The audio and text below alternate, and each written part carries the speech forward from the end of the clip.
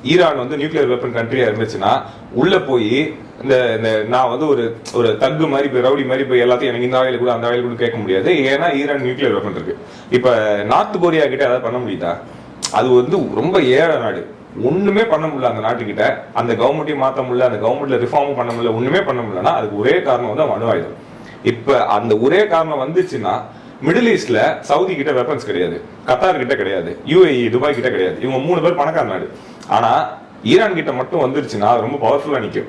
அந்த பவர்ஃபுல்லான கண்ட்ரி கிட்ட நெகோசியேட் பண்றது ரொம்ப கஷ்டம். நீயும் நியூக்ளியர் வெப்பன் வச்சிருக்கேன், நானும் நியூக்ளியர் வெப்பன் வச்சிருக்கேன், இது நமக்கு இது சாதகமான இது அமெரிக்கா கிடையாது. இது அமெரிக்காவோட ஒரு பிரச்சனை. இஸ்ரேலுக்கு அந்த பிரச்சனை கிடையாது. நான் அந்த வீட்டு பக்கத்து வீட்டுல இருக்கேன், எனக்கு பிரச்சனை என்னைக்கு வேணாலும் இதை பத்தி பேசுவோம். நான் என்னைக்காவது வந்து நான் அந்த அகந்த பாரத் மாதிரி நான் பக்கத்துல இருக்கிற ஊர் இந்த ஊரை பிடிக்கணும்னு நினைச்சேன்னா இவன் உள்ள வந்து பிடிக்காதுன்னு சொன்னா ஒண்ணுமே பண்ண முடியாது.